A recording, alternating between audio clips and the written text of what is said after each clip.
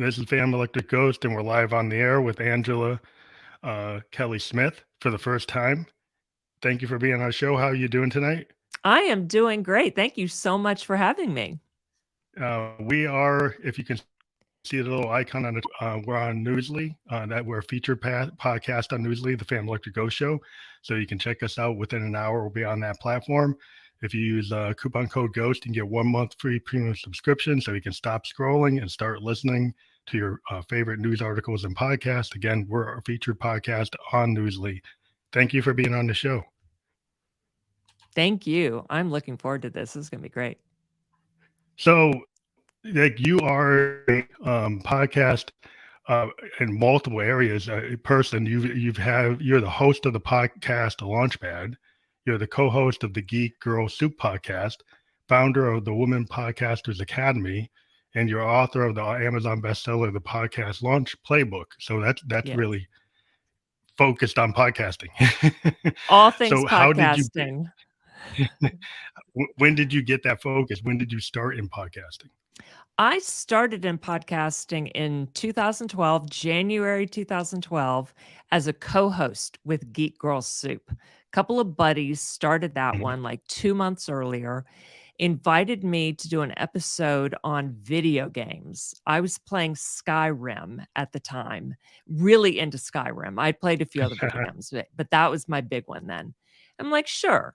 I had never listened to a podcast before, but I love public speaking. I was in coaching at that point. I had done teleclasses. This is before webinars. People would actually get on the phone and listen to a teleclass for an hour. It was wild.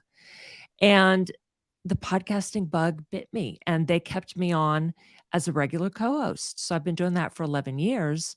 And I did my own interview-based live podcast at Blog Talk Radio for about a year. And yes, stop that. That was 2012, 13. I'm still with Geek Girl Soup, and then started a business one called Marketing Chat Podcast. I'm phasing that one out. It still has a few more to go. And then Podcast Launchpad is to help mostly women entrepreneurs use podcasting as a marketing tool for their business. And that's my focus. That's what I help people do. That's really interesting because I fell into podcasting in 2016. I'm a musician. I'm on SoundCloud, and this guy named Rock Tunes out of New York City sent me this email and said, "Hey, I like all your music on SoundCloud. Let's do an interview." We jibed together so good. We did a podcast for like 6 months where we just talked about music. It was just, and then from there, I said, "Well, why don't I go and take all these musicians on Instagram and do a behind the music type of interview with them, audio?" And that was back on a tool called back in the day called Spearmint before Anchor. And then I did that, and then moved to Anchor, and then moved to StreamYard, and then I do some other stuff with like a bunch of other platforms. But it just opened up my world as a musician. And people say, "Well, why would you do that if you're a musician and producer? Why are you taking time away from your production work?" I said, "Well, because it actually is better than paying for bots." Because people found out that who's this ghost guy, and then I get people traffic into my music. So I have, it's kind of like, just because I do this, I work with other people, and I bring attention to other topics to people outside of me, and it brings attention to my lane, which is interesting, and I get work. Like, I end up getting a lot of leads working on projects. So I end up working with other producers. I end up writing music I'm working on with a Japanese producer and a couple other producers. So that's how I got into it. And they wouldn't say, "Well, why doesn't it doesn't make sense?" But like, it does make sense. Totally. But yeah. I mean, so it sounds like you got into it for fun and passion, but podcasting really is great, like as a lead magnet, if you will. Like, I mean, totally getting your name out there, being known for this area of expertise. And it's really a great marketing tool, like no matter what business you're in. And, so at Geek Girl Soup, That is totally for fun. That is a hobby. We talk about movies, TV shows, and diversity, Mhm. equity, and inclusion in the film and TV industry. And we just love it. That is for fun. And then my other ones are part of my Business. business. They are marketing tools for my business, but I love them. They are fun. They are not a chore. Like for me, social media feels like a chore. I do not love doing that, but I do it, to promote my podcast and to get my name out there. But I have found it much more effective to get my name out there with my podcast. Yeah, because a lot of musicians, I mean, they moved into TikTok and Reels and Shorts, and I have taken my podcast and then done clips. I Yes. do video clips like 30 to 90 seconds, and some plays like 3 minutes to 5 minutes, depending on Hmm. what you can do. Yeah. And I found that that type of use of social media actually works for at Hmm. least for what I'm trying to do.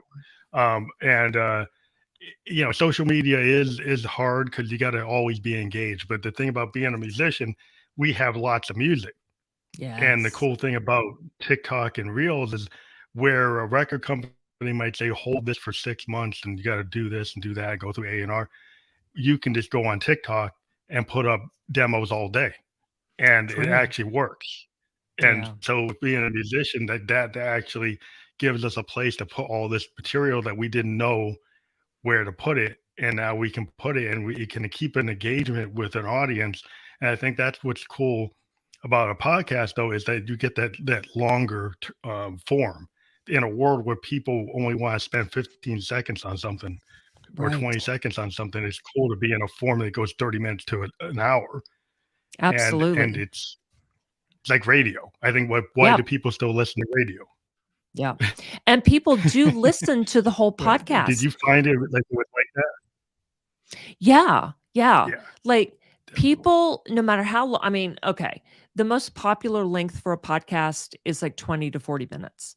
But even when they're an hour, 80% of podcast listeners listen to 80% or more of the whole episode. So basically, they're listening to the whole episode.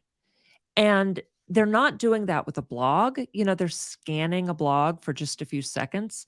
And even with videos, they tend to fast forward through them. So Mhm. they are absorbing or they're paying attention to a podcast, even though they're listening while driving or while doing household chores or walking the dog. But they don't have to be tethered to their screen.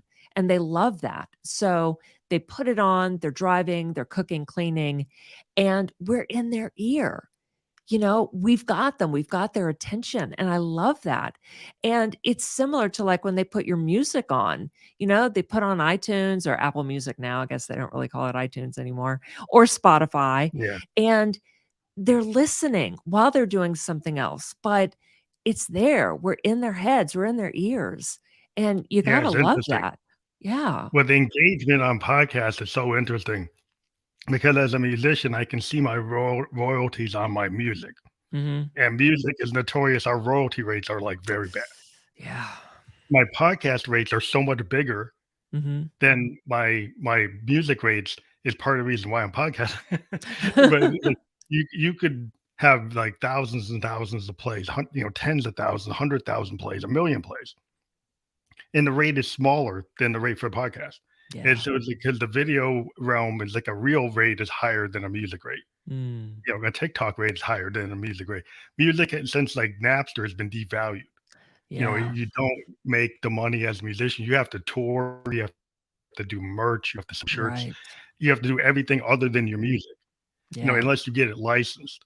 And so Right. podcasting became another way for musicians to kind of get out here Mhm. and talk. And we initially like got deep dives into music production, kind of like a geek type of producer oriented show. And then Oh, we wow. started, talking to a lot of emerging and independent bands and focusing on female singer songwriters, which Mm. nobody had really been the main focus. And that's what I did for many years. And I still do it. But it is interesting that people are willing to listen to a podcast longer than a song. The average length Yeah. people will listen to a song in like 30 seconds, Yeah. or they bounce around, they're on playlists, they won't listen to albums as much. But True. podcasters, like I said, people will actually going through the whole hour. So it's a really good opportunity, I think, for marketing. And that's why Yes. I actually have sponsors and I have, pitches that I'll run because the companies are like, wow, these, like, even if you're a small podcaster, you can get engagement from some companies that want to reach an authentic audience and figure like this is an authentic person that's Mm-hmm. actually doing something they love. And so they like this like micro level influencer seems to be Absolutely. like a lot of businesses seem to. Do you find the same thing that they're getting into that's what you're kind of pitching to your audience too? Absolutely. And another way to make money through your podcast without going the ads or sponsor route is to get partners. And so, how that works a little bit differently from a sponsorship is you can do it shorter term, even for like just, let's say, like 3 months, 6 months. You can do it for a year.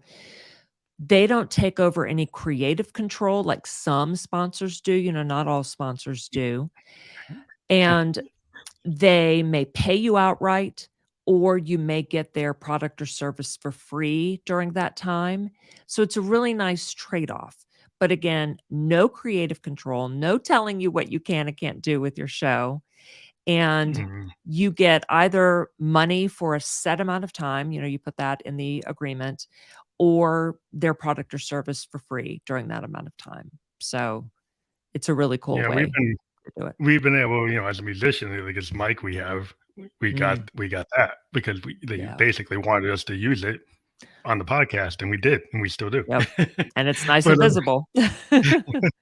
but being a musician, we just started to repurpose a lot of our Yeah, equipment, and it's like, yeah. well, this works because we've got cameras and we've got mics and we've got mixers, and it's like, let's use that to increase the quality of what we already do for our main thing is like writing music, but it has been an adventure because we had to diversify. Like we didn't go as narrow. We have actually gone more wide.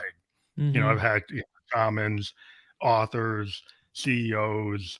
I've had Grammy nominated producers. Mm. I've had actors, all different types of people. I mean, I've started talking to psychotherapists Mm, and different types of people I never thought I was going to talk to.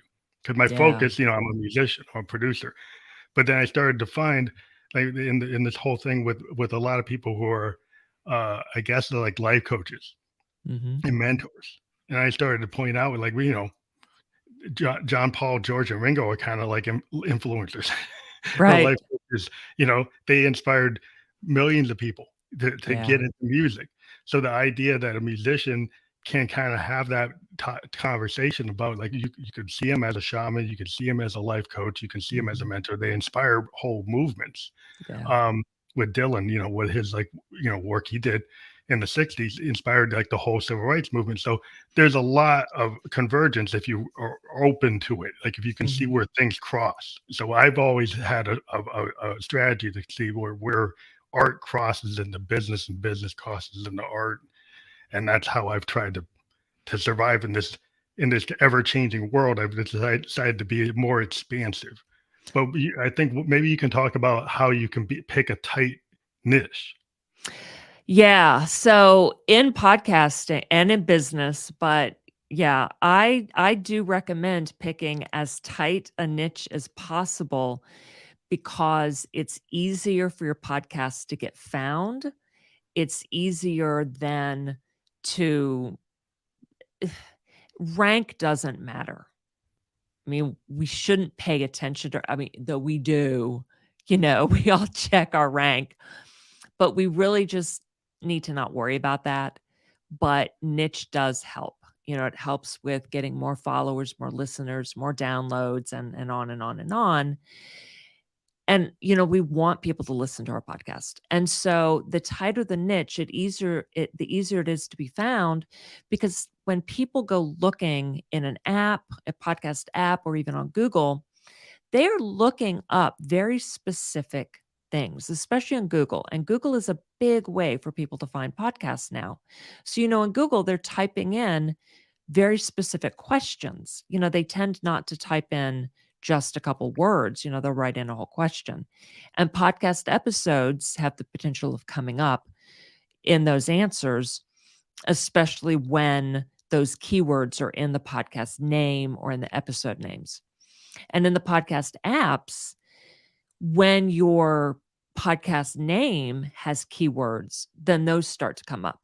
Now in your case, your name is very, very cool, even though it doesn't describe what the podcast is about.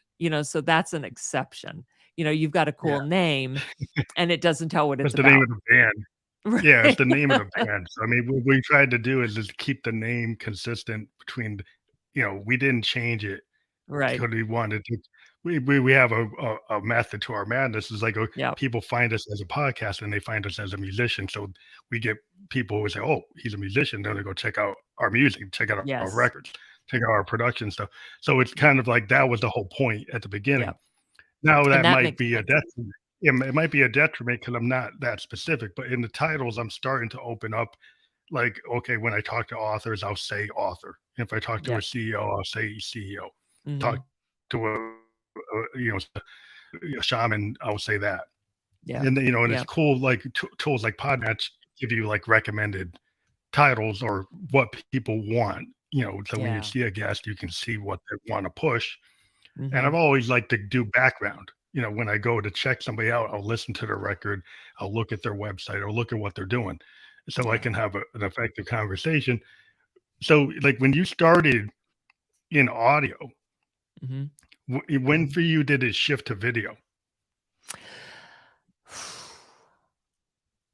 A few months in with the Marketing Chat podcast.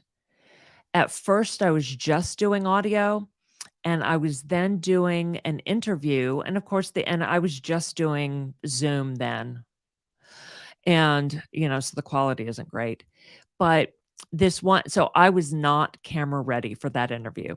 I was just wearing a house sweater. So in other words, a sweater I never wear outside the house. I had no makeup on. I should have been I don't know why. I don't know why I was dressed like that.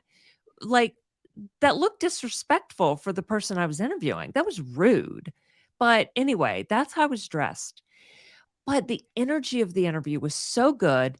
He looked so great. His background was awesome. My background was fine. It wasn't in here. It was in a different location. And I was like, I have to share the video of this. I don't care how I look. It was just so good, the energy and The everything. content was good. Yeah. Yeah, yeah. So from that moment on, I was camera ready. I got a ring light and a better camera and like, yeah, gonna do this right. So shared video of everything, started recording my solo episodes with video because I do share the whole thing on YouTube, but then also making video clips out of them to share on social media is Hmm. fantastic. People like video.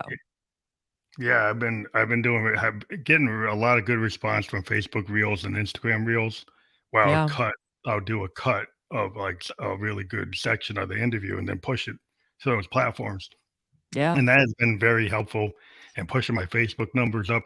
Sometimes I get like 400% increase, Ugh, 600% increase. Get these crazy numbers, and it really it's interesting because then it becomes monetized. Like I didn't even realize they were going to pay me, and then my Facebook got monetized, and my Instagram got monetized, and wow. so I got the ability to get subscriptions on Instagram. So Mhm. the podcast is generating all kinds of income streams from like the fact that you can get monetized on YouTube and Instagram and Facebook and True. TikTok and all these places. They'll Yep. start paying you. And then you Yep. get all the side income and you're just doing something that I initially was just doing because it's a hobby. Yeah. Was just something that was fun. I just like to chat. Yep. And And then all and because I you was just turned on the camera. A yeah, nice camera with a yeah. light. Yeah, it Yeah. was just moving from audio to video was a big move. I mean, not my Yes. numbers up significantly, and I'm Yep. like, wow. And even though this gets transferred, I mean, it gets translated so it'll be on Apple, which is Right. not video, and you Right. still Because get a lot of numbers from the people who do only audio. There's some right. people that don't want video, but Right. And that is key. Podcasts are audio. And the podcast audience wants audio. So they don't really want to hear about, "Oh, look at this. See what I'm doing in this Mm. podcast? Look at me." No, Yeah. you'll turn off your audio audience doing that, especially, like, too much. Occasionally, it's okay, but on a regular basis, no, you want it focused on the audio. And, like, new podcasters who don't wanna do video, totally fine, totally fine. You're missing out with video, but podcasts are audio, and we have to put the audio listeners first.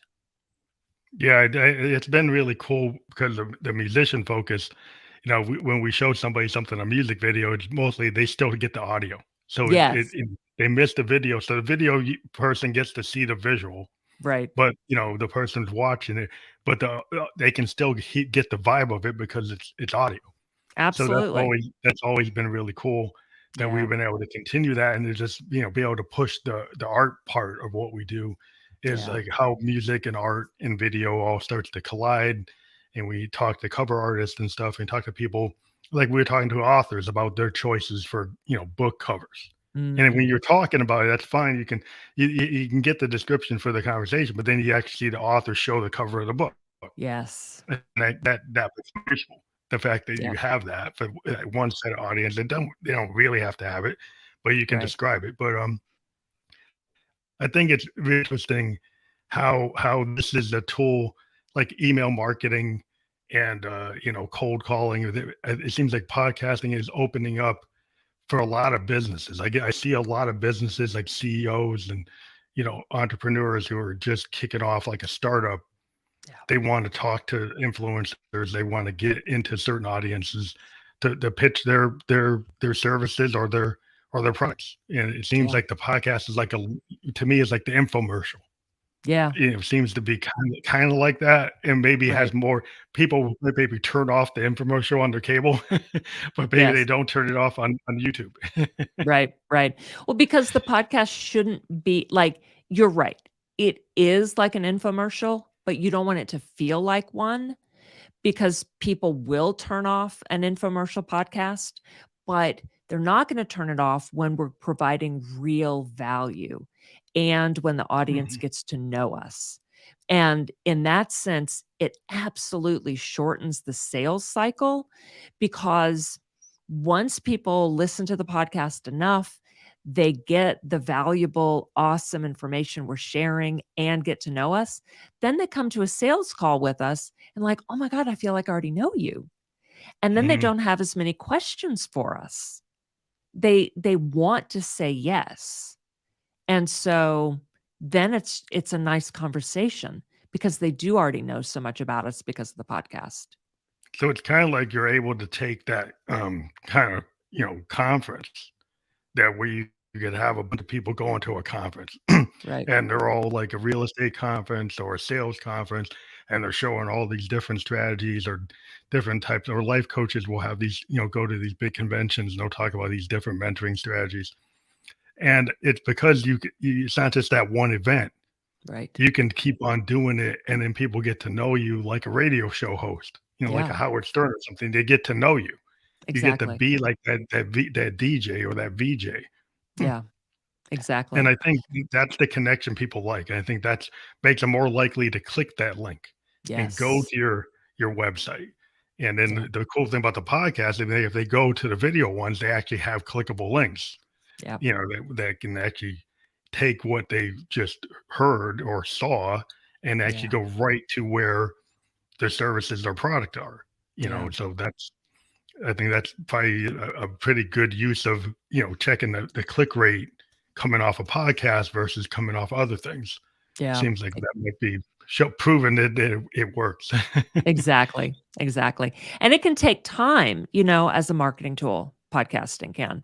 It's not a just throw it up, if you build it, they will come type of thing. Mhm, But the payoff is great because people really do get to know, like, and trust you, if you're your real self and you're authentic and everything, and you're providing great value, which is what I expect of podcasters. So, it should go without saying. But yeah, so they It you're is you're yeah. you're creating a community through your podcast of fans that is coming back to listen to you every week, however often you're publishing new episodes or or videos with them as well. And so you are providing all this value for them and they're looking forward to it.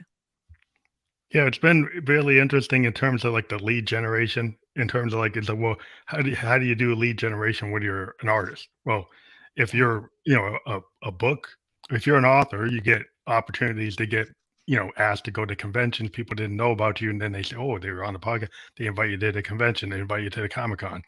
They Yeah. invite to actually work with other people or cover. I want to ping this author, like what she's doing. Maybe she want to look at my covers. So you get all Yeah. kinds of collaborative opportunities. And Yeah. within the music world, like we get a chance to like guest on other people's albums, feature on be a Mm. producer on other people's records. I've had 5 or 6 different opportunities to work Mm. on projects from guests I actually got on the program. We didn't know we were going to vibe that well. And then we ended up saying, hey, and then we did additional episodes. Wow. I tend to get a lot of the artists to come back 3, 4 times.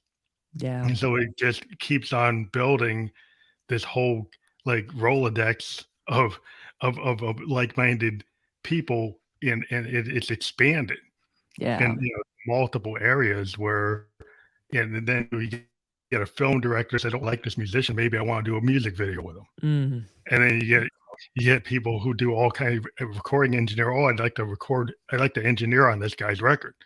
Yeah. And they wouldn't have never talked to each other, but you've kind of opened up the world where now people feel confident to reach out where maybe they on the convention floor they wouldn't. That's what Mhm. I've had a couple of conversations. People have said, well, in the podcast world, you sometimes are able to get to people who would not actually talk to you in Isn't that real life. amazing? Yeah, that's why I find it very cool. Yeah. I mean, the So podcasting community is just so cool that way. And even for people like you're describing who aren't really in the podcasting world until you brought them into it. And then all this yeah, magic happens. It's so awesome. I love that. I who was love hearing that. the most surprising guest you ever had? That somebody you didn't think you were going to have them Oh come on the gosh. show. Oh my gosh. I I've had really cool guests. So at Geek Girl Soup, we had Disha Filia, who is the author of The Secret Lives of Church Ladies. Massive book, came out fall 2021, and it is being turned into a series at HBO Max. That's awesome. Yes, hoping to have her back when it is coming out on HBO Max. And we've also had an Emmy-winning writer and producer of New Amsterdam and The Mentalist. She's fabulous, Erica Swafford Green. At podcast Launchpad, I had Justin Schenk on. He is huge in podcasting, Growth Now movement. His podcast is ranked by Inc. magazine as one of the top 8 podcasts every entrepreneur should listen to. And we met up on LinkedIn, and I was on his show, and he came on my show, and it was just fabulous. Yeah. And then I've had on Alex Sanfilippo from Pod Pros, All Things Pod Pros, and he's amazing. Yeah. It's just Yeah, I gotta incredible. get him. I gotta get him Yeah. to come on the show. Yeah.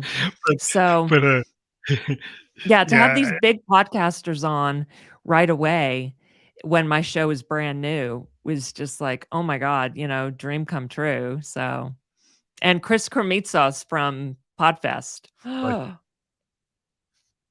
oh Yeah. wow, oh that's Yeah. cool. Um, Yes. It was awesome. yeah, I was very surprised when I got 2 Grammy award winning producers to show up, Oh. and I'm not the biggest indie musician ever. But I'm you kind of an just got to underground. ask. But you Yeah, just got well, to I'm an ask. Isn't that underground right? artist, and Yeah. well, the cool thing was that they just dug what I was posting.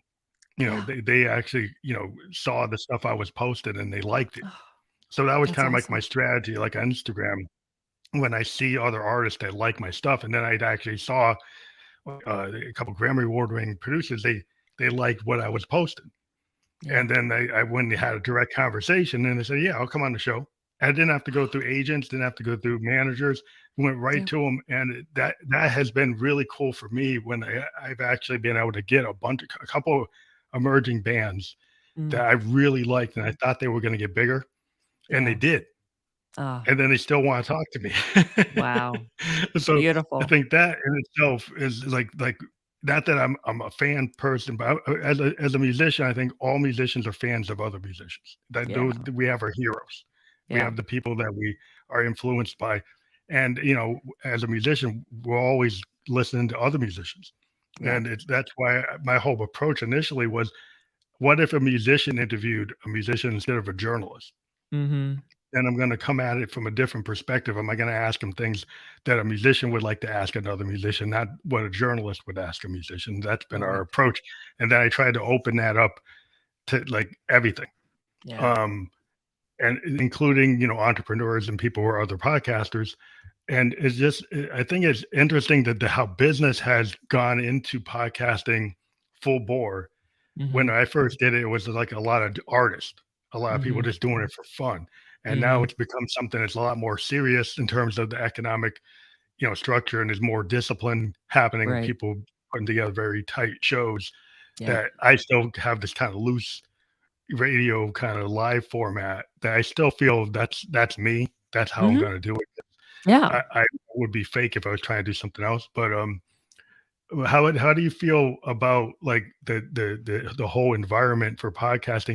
You mentioned this concept of pod fade, and I Mhm. think I did have seen that, and that's why I've adjusted what I do. But maybe you can talk about it.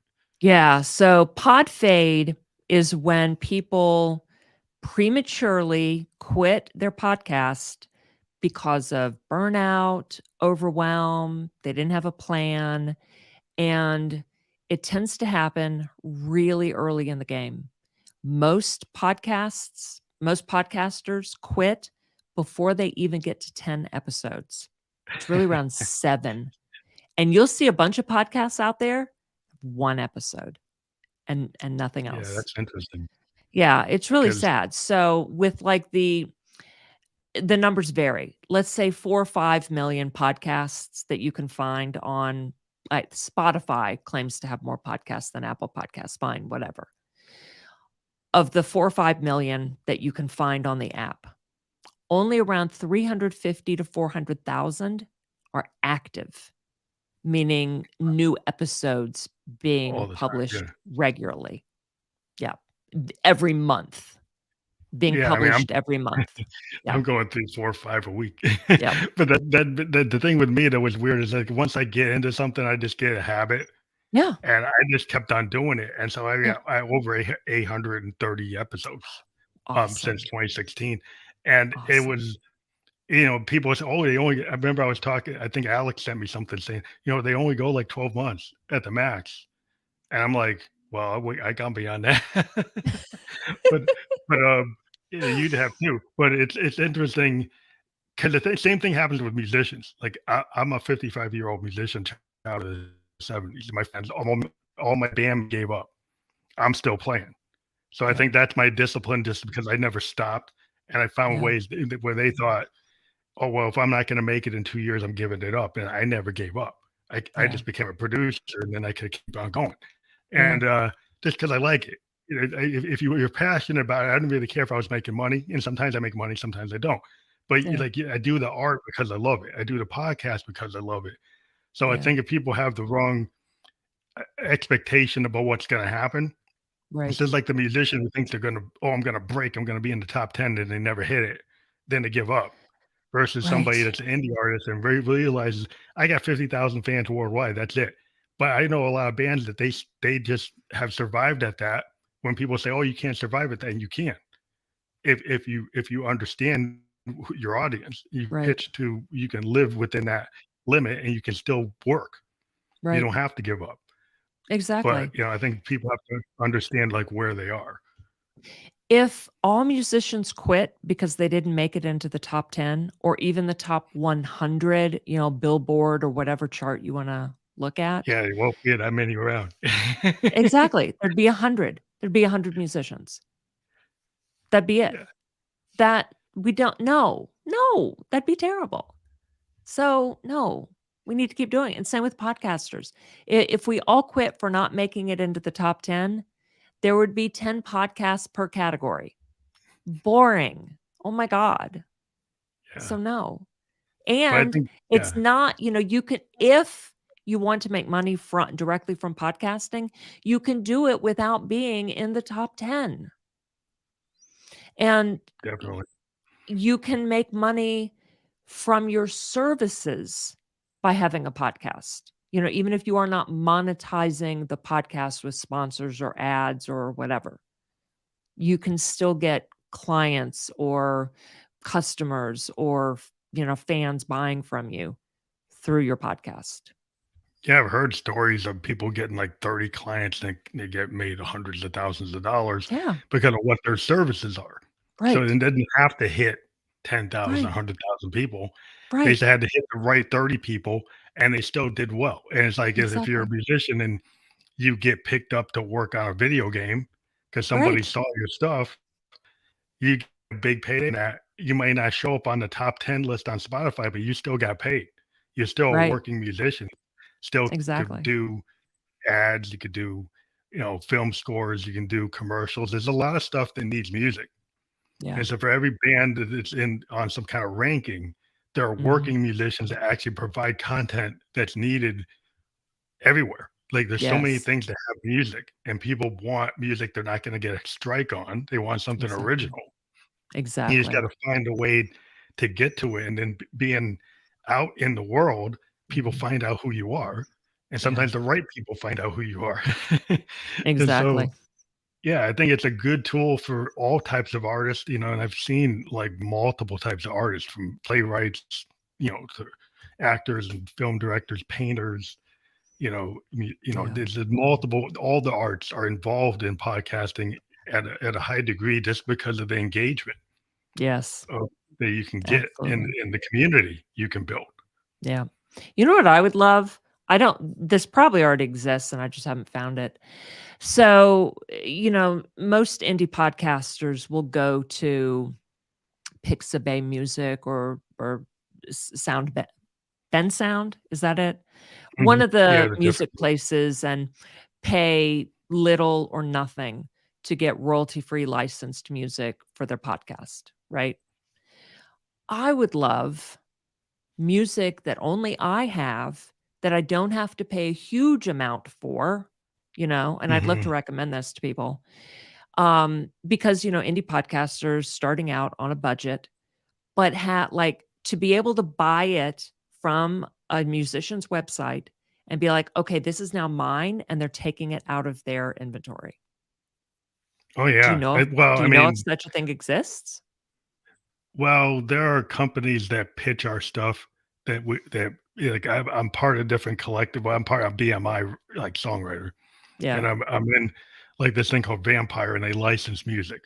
Yeah. It's an app, and then they go and find licensing opportunities for different groups. So they might I'm in a pool of artists who like I actually BMI licensed a bunch of my work for Twitch.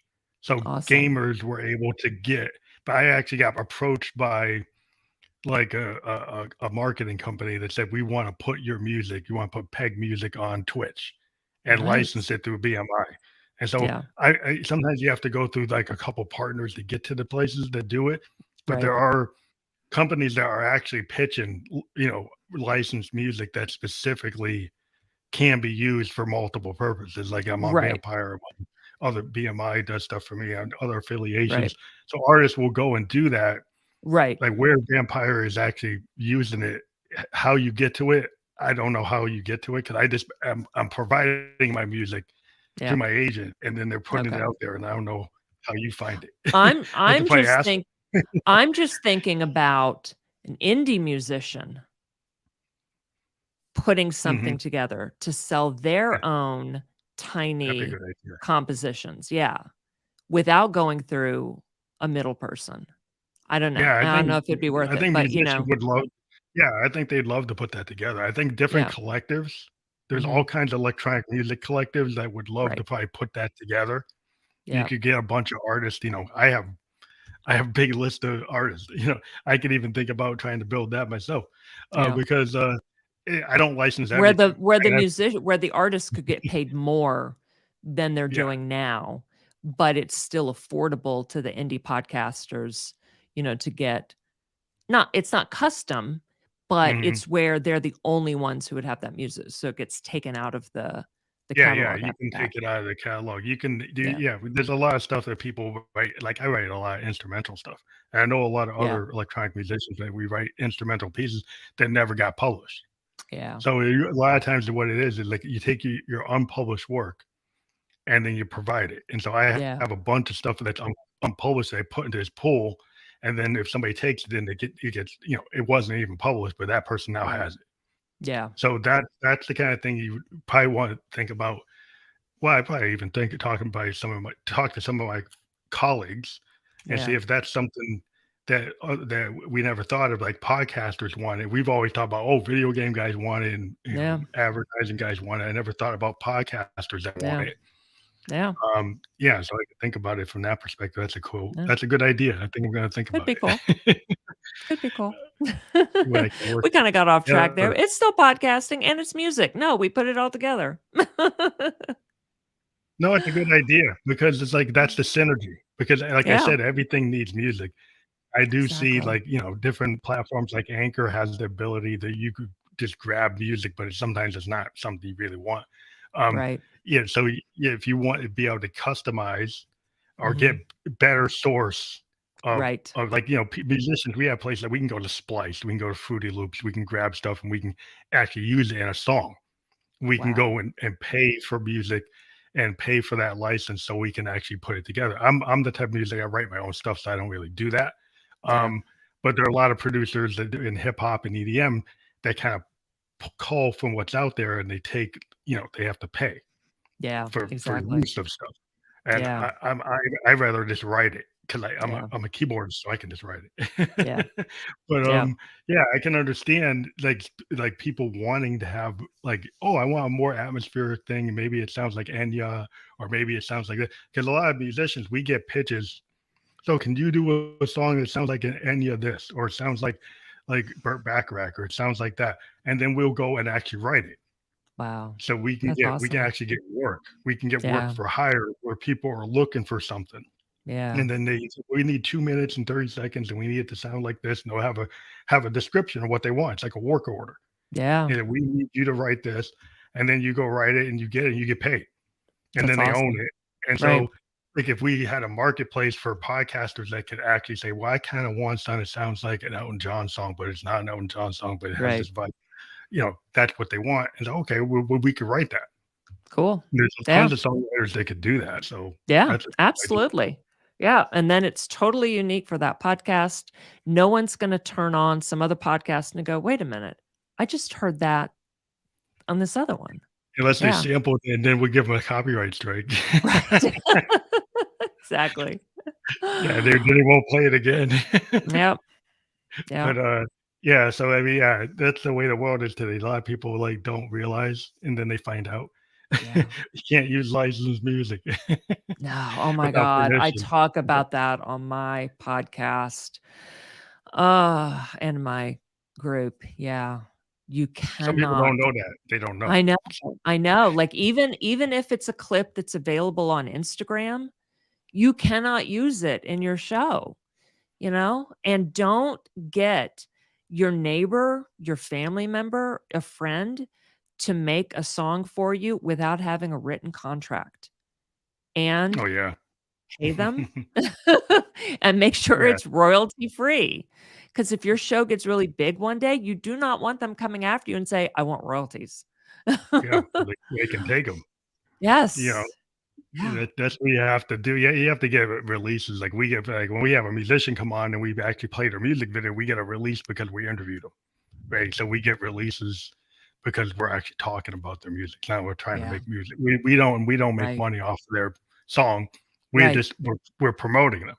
Right. So That's we're coming in like promotion and editorial. area Yeah, but you're purposes. right. So You need a we're release. able to do that type of agreement, and that's what we're doing. If you Yeah. actually trying to use a theme song and you grab, oh, I'm gonna grab Tear the Roof Off from Punkadelic and I dislike it.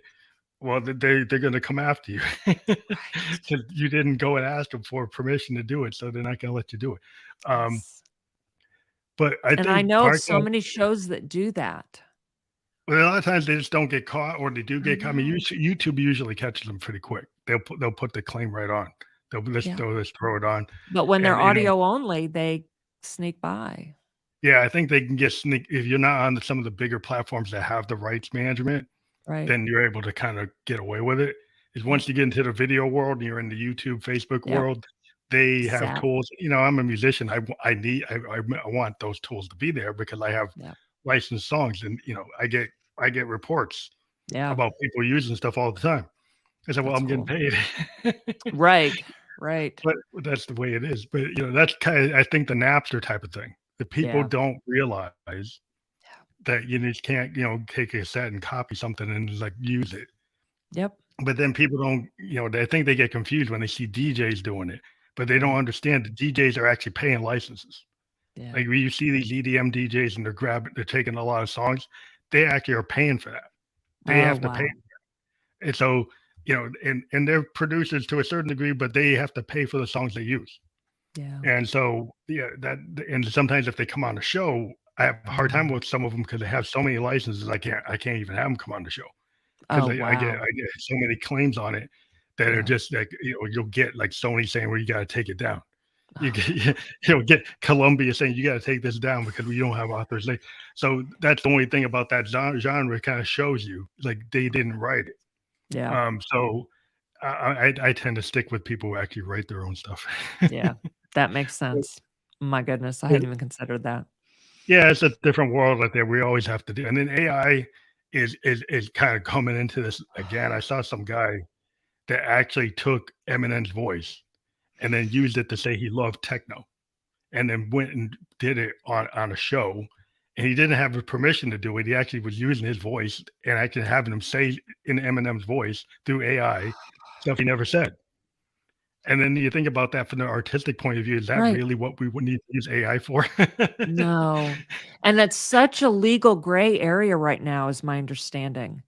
And, Yeah, oh it's my getting to gosh, be just a problem. yeah, so much with AI. And everyone promoting Chat GPT and other AI right now. And I am really precious about my voice and I love writing. And so I've tested Chat GPT, not extensively. Like, I went in there, played, and I've read a lot about it. And I'm not using it for anything for me because, again, I love writing and I want everything to be in my own voice, you Authentic, know? yeah, it's your own thing. I Right. think And yeah, you I'm go on. worried about it. But I'm Yeah. worried that people are gonna create I've heard what people wanna do, what some people wanna do.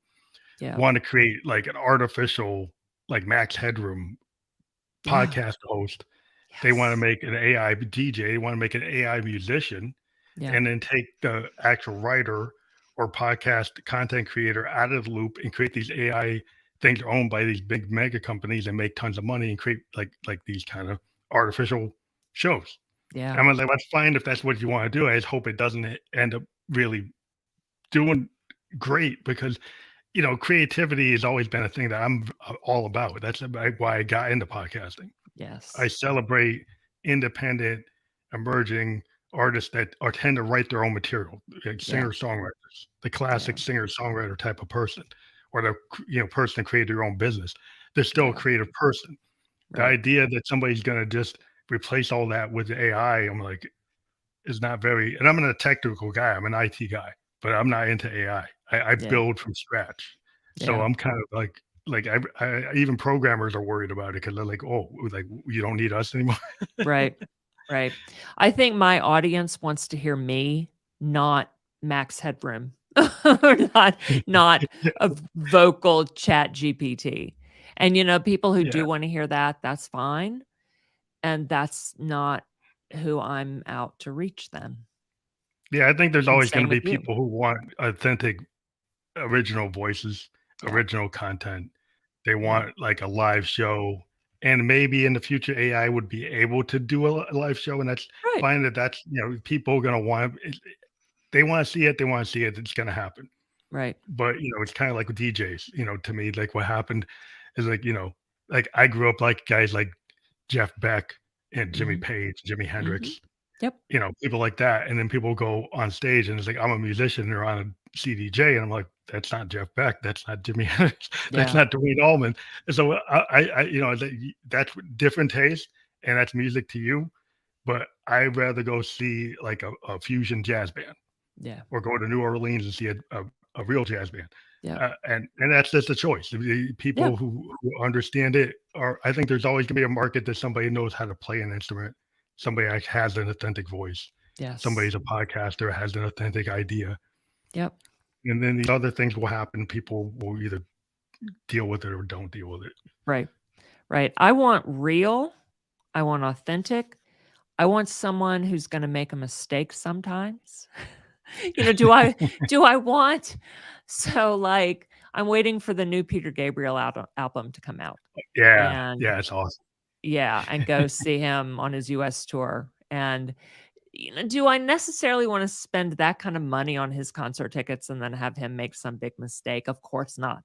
But, his voice is It's not so what it used to authentic. be. It Yeah, it's not is. what it It's was. Yeah, awesome. But, like, if all of a sudden he could reach those high notes that he used to be able to, it's like, that's not real. At his age, no, he he can't. probably Like, won't.